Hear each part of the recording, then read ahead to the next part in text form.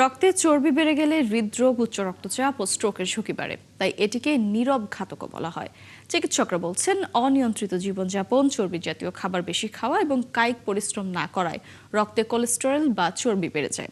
এজন্য ৩০ বছর বয়সে অবশ্যই রক্ত পরীক্ষা করতে হবে। হিমেল মাহবুবের প্রতিবেদন। সোনালিটার ওয়ালের মধ্যে এই যে সোনালী রঙের যে অংশটা দেখতে পাচ্ছেন, এটা হচ্ছে রক্তের কোলেস্টেরল বা চর্বি। রক্তকণিকাগুলো যদি এখানে জমাট বেঁধে যায়, তাইলে হার্টের এই অংশ দিয়ে রক্ত চলাচল বন্ধ হয়ে যাবে, রক্তনালীর দিয়ে, তখনই হার্ট অ্যাটাকের সমস্যাটা হয়। এভাবেই চিকিৎসক ব্যাখ্যা করছিলেন কিভাবে রক্তে চর্বি জমা হয়। এর ফলে চোখের সমস্যা, ওজন বৃদ্ধি, স্ট্রোক, হার্ট অ্যাটাকের ঝুঁকি বাড়ছে বলেও জানান তিনি। শরীরে যত রক্তনালী আছে সবগুলোতে জমা হতে পারে। এর মধ্যে ভয়ঙ্কর হচ্ছে হার্টের রক্তনালী, ব্রেইনের রক্তনালী আর পায়ের রক্তনালী। এছাড়াও কিডনির রক্তনালীতে হতে পারে এবং অন্যান্য অঙ্গের মধ্যে এরকম চর্বি জমা হয়ে যেতে পারে। ফ্যালকন অ্যালুমিনিয়াম মাল্টিলেয়ার অ্যানোডাইজড হওয়ায় সম্পূর্ণ স্ক্র্যাচ প্রুফ। Falcon aluminium. রক্তে চর্বি বেড়ে যাওয়ার অন্যতম কারণ অধিক চিনি, চর্বি ও তেলযুক্ত খাবার খাওয়া। ধূমপান ও অ্যালকোহল গ্রহণও রক্তে চর্বি জমার অন্যতম কারণ।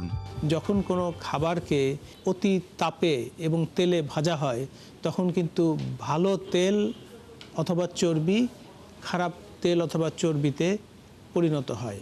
খানিকটা খরচ কমানোর জন্য ওই তেল যেটা ব্যবহার করা হইলো, তেলে ভাজা হইলো, অবশিষ্ট যে তেলটা থাকলো সেই তেলটা কিন্তু ফেলে না দিয়ে অনেকে ওটার সাথে পরের দিন আরেকটু নতুন তেল মিশে সেটাকে রিইউজ করেন।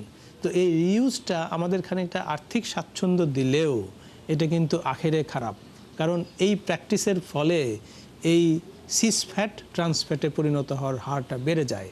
চিকিৎসকরা বলছেন, রক্তে চর্বি কমানোর ওষুধ একবার শুরু করলে তা আমৃত্যু খেতে হয়। তাই রোগ হওয়ার আগেই সতর্ক থাকতে হবে। যে রক্তের চর্বি কমানোর যে ওষুধটা আছে, সেটা একবার যদি শুরু করেন, এটা আপনি চালিয়ে যাবেন।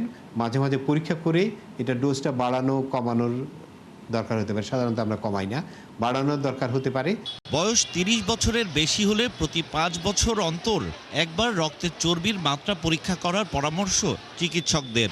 প্রাপ্তবয়স্ক মানুষদের ক্ষেত্রে অ্যাটলিস্ট ৫ বছর পর পর একবার অন্তত এই রক্তের চর্বির মাত্রাটা দেখা। চর্বি জাতীয় খাবার যেগুলো আছে, ঘি, মাখন, মাংস, এগুলো যতটা পারেন কমিয়ে দিতে হবে। কার্বোহাইড্রেট জাতীয় খাবার, মিষ্টি জাতীয় খাবার পরিমাণ কমিয়ে দিতে হবে। যারা ধূমপান করেন তাদের ধূমপানটা বন্ধ করতে হবে। প্রতিদিন অন্তত ৩০ মিনিট করে আমাদের এই শারীরিক ব্যায়াম করতে হবে।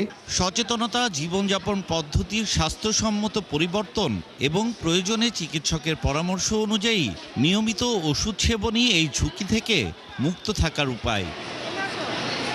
হিমেল মাহবুব, ৭১, ঢাকা।